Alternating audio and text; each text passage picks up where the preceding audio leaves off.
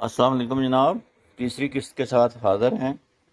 اجاڑے یا ہجرت یا ہندوستان پاکستان پارٹیشن 1947 حالات و واقعات آپ کی خدمت میں پیش کر رہے ہیں۔ یہ آج تیسری قسط ہے، انشاءاللہ اس میں بھی شروع کرتے ہیں۔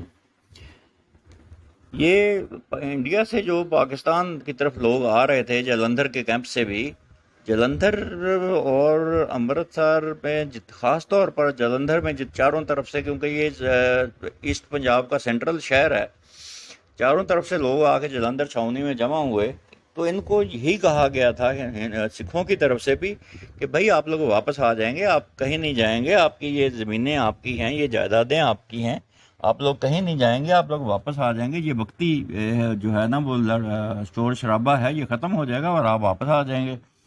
لیکن شاید مسلمان بھی یہی سمجھ رہے تھے، لیکن یہاں اس کی وجہ یہ ہے کہ مسلمانوں کے پاس جو زیور تھا، جو مطلب اس کے پاس قیمتی نقدی تھی، یہ ساری وہیں دیواروں میں سوراخ کر کے وہاں چھپا آئے، یا گھروں میں نیچے گڑھے کے کھود کے وہاں اس میں رکھ کے آ گئے۔ کوئی بھی زیور، کوئی نقدی کوئی ساتھ نہیں لا سکا، صرف اس وجہ سے کہ راستے میں سکھ جو ہے وہ چھین رہے تھے، لوٹ رہے تھے، تو انہوں نے سوچا کہ چلو گھر میں ہی رہنے دیں۔ لیکن حالات یہ تھے وہاں پر کہ ہمارے اپنے مطلب جو ہے ہمارے آباء و اجداد جو تھے، ان کے گھر میں حویلی میں جو جانور تھے، بھینسیں جو تھیں، ان کا دودھ دوہ کر نکال کر بالٹیاں، بھری ہوئی بالٹیاں وہاں رکھ کے آ گئے تھے۔ یہ حکم نہیں تھا کہ وہ اس کو دودھ کو کم از کم پی لیں، کیونکہ ٹائم ہی نہیں تھا اتنا، سکھوں کے حملے کے اتنا ڈر تھا۔ بہرحال بڑے بوڑھوں نے فیصلہ کیا کہ سب کچھ یہیں دبا کے تو نکل چلیں، تو ہم لوگ ہمارے اپنے خاندان نے جتنا زیور تھا، جو پیسہ تھا، قیمتی چیز تھی، وہ ساری وہیں دبا کے آ گئے تھے۔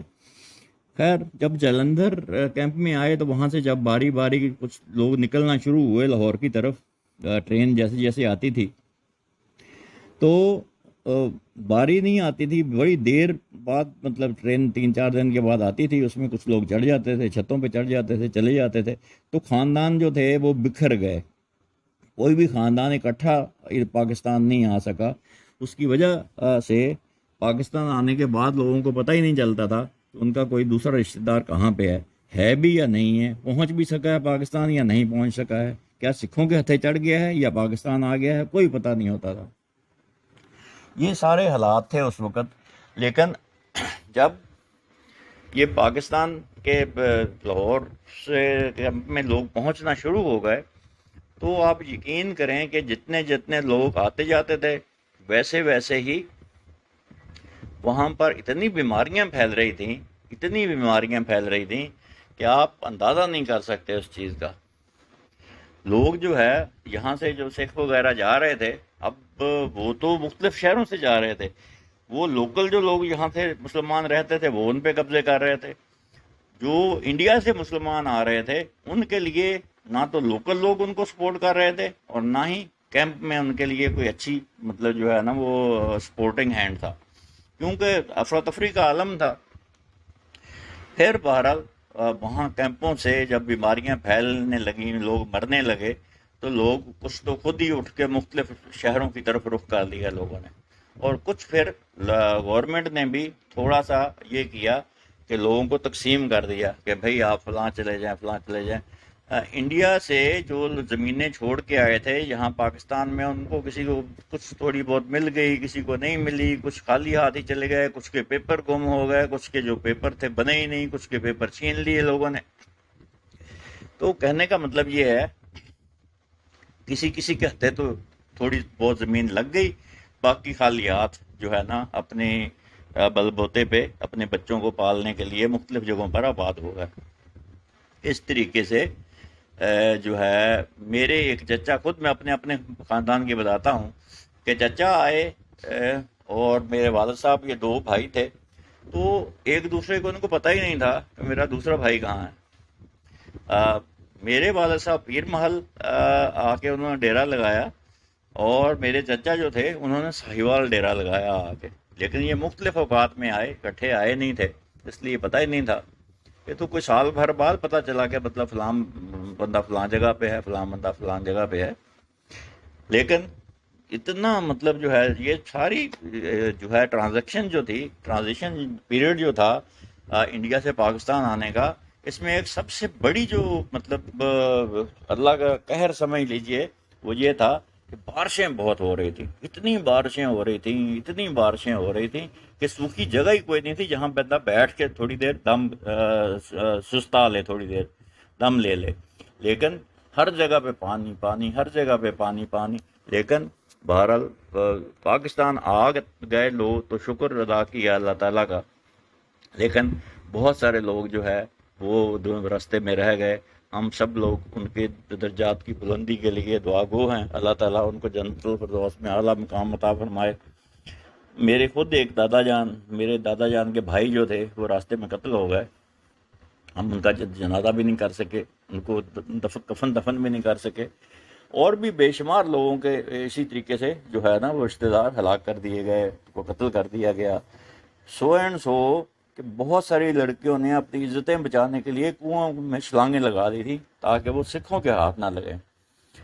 جو خاص طور پر یہ جو علاقہ تھا جلندھر کا، لدھیانہ کا، چندی گڑھ کا، موگا کا، فیروز پور کا، امرتسر کا، ہوشیارپور کا، گرداسپور کا، ان علاقوں میں اکثر کنویں جو ہے وہ لڑکیوں کی لاشوں سے بھرے ہوئے تھے، وہ صرف اس لیے کہ لڑکیاں جو ہے وہ اپنی عزت بچا سکیں۔ انہوں نے اپنی جان دینا گوارا کر لی، لیکن اپنی عزت انہوں نے اس پہ حرف نہیں آنے دیا۔